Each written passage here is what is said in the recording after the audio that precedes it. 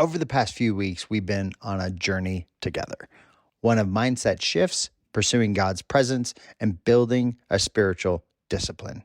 But here's the big question. Now what? How do we take everything we've learned and actually sustain it? Because let's be real, change is exciting at first, but as we all know, it's easy to slip back into our old habits when the excitement fades. 1, 2, 3, 4. Welcome back to the New Path, New You podcast. My name is Ron Poole, and thank you so much for joining me. And let's talk about that last question. Now what? Now what do we do? We've been looking to change how we're living for the new you and sustaining that change. So how do we take everything we've learned and actually sustain it? How do we do that? Today, we're going to be talking about living the new you, how to hold on to the transformation God is doing in your life and make it a lasting part of who you are. Get ready for some practical tools, real life application, and encouragement to keep moving forward.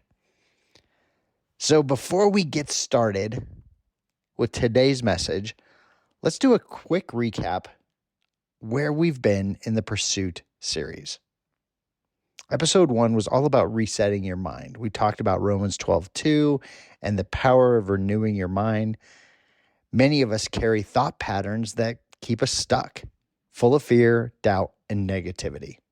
I was just talking to my wife this morning on how, and maybe you can relate to this, I can create complete realities in my head that just don't exist. And 9 times out of 10, they're negative. All right, we also challenged ourselves to fast from distractions and invite God to reset our thinking. And the key takeaway through all of that was if you want to change your life, you have to start by changing your mind. So if you missed that episode, head back there, check it out. Episode 2, we talked all about pursuit of God. And it was Psalms 42:1 that reminded us to thirst for God like a deer pants for water. We live in a world full of distractions, phone, media, endless to-do lists, the news. And pursuing God isn't about fitting him into our schedule. It's about making him the center. And our key takeaway for this podcast was set aside a daily time for prayer, worship, and scripture, and watch how your life shifts. And I've heard so many amazing stories from you guys sharing with me, so thank you so much for that. And then episode 3 was all about discipline for growth. 1 Timothy 4:8 compares spiritual growth to physical training. It takes discipline. We talked about how small, consistent habits build lasting change. Whether it's committing to a daily Bible reading, journaling, or fasting, discipline fuels your transformation. And the key takeaway for that episode, growth doesn't happen by accident. It's a daily choice. So if you missed any of those, go back and catch up before you listen to this episode, because again, we're just building on this Pursuit of God series. So now that we've reset our mind, pursued God, and built some disciplines, how do we make that stick? That's what this whole episode is about today. It's about living the new you. Change is a process, not a destination. And this was so hard for me to really understand for the longest time in my life. Too often we see transformation as a one-time event. I prayed, I fasted, I committed, so I'm good, right? I'm sure you've been there because I know I have. But real change isn't a finish line. It's a lifelong journey. Philippians 3:14 says, I press on towards the goal to win the prize for which God has called me heavenward in Christ Jesus. Paul doesn't say, yo, I arrived. He says, I press on. So let's think about how we can put that into just our lives for a minute. Maybe we can stop looking for that arrival point, quote unquote. Instead, commit to a process of daily growth. And this is where I struggle the most. I want to be there. I want to be done. I want to arrive. I want to be done. And this was Basically, old Ron in a nutshell. But God really told me that's not what this is about. So instead of that arrival point, maybe we should ask ourselves, what's one small thing I can do today and then every day to stay connected to God?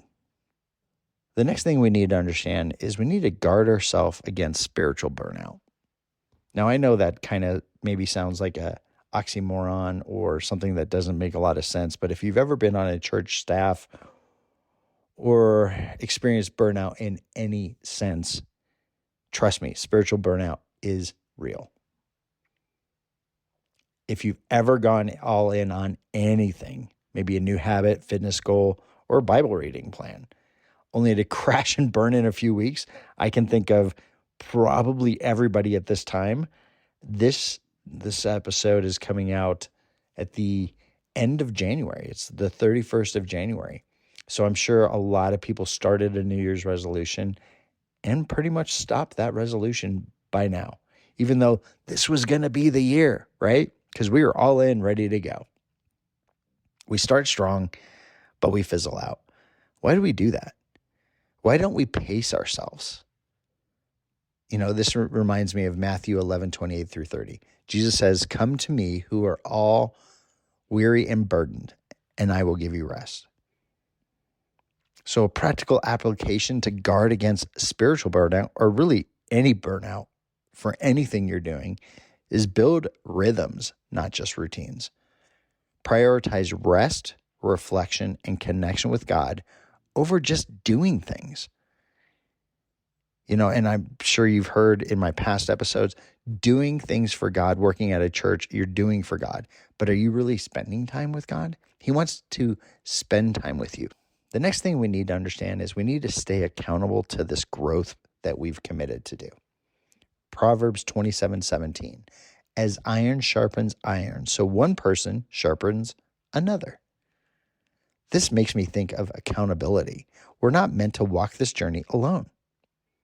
So a practical application here is find a mentor, an accountability partner, or a small group.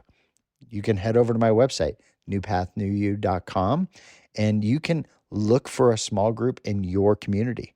And if there's not one, there's an online community that you can get involved with too for accountability. So let's be honest with ourselves and with this accountability partner on where you're actually struggling. Create a weekly check-in and ask, how's your pursuit with God going? How's it doing? How are you doing it with this? Is there anything that I can help you with? Because one thing I've learned in small groups is even if you're the leader, sometimes you need a leader in that group to help you along as well. And then we have to keep the flame alive through worship and gratitude. I was talking the other day to a couple groups of men around gratitude and how gratitude has transformed my life, my marriage, my parenting, and just really understanding, even if something bad happens. We had a water pipe break in our basement. And yeah, it flooded the workout room. Who knows the damage? But you know what? We caught it within the hour of it happening. Now that was something I was grateful for.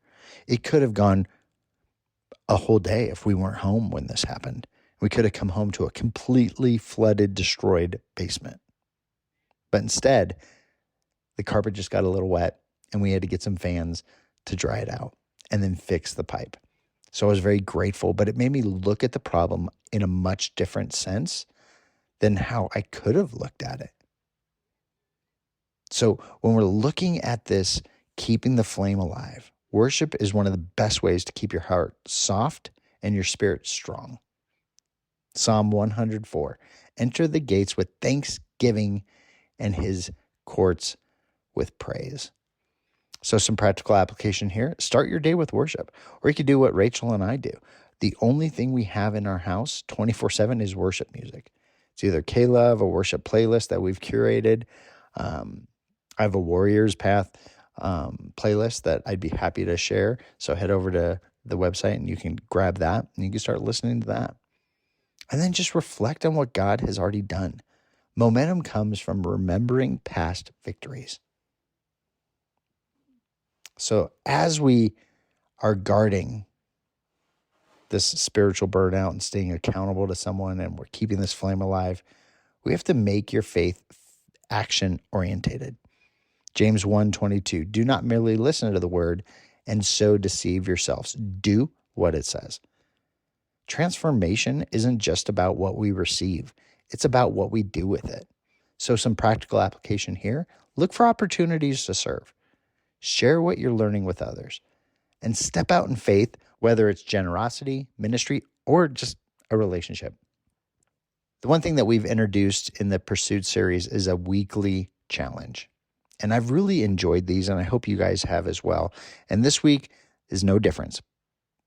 But since it's the fourth in the series, we have actually 4 challenges to work on this week.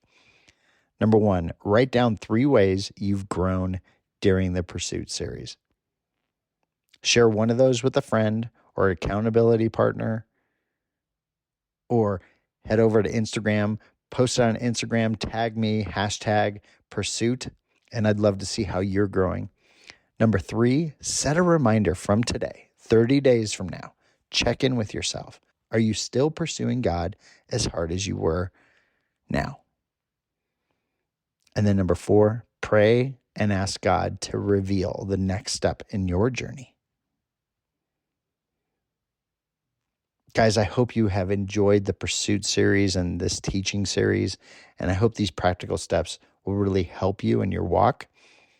Before we wrap up, I want to invite you into something powerful we're launching in February, our new series called Love Rewired.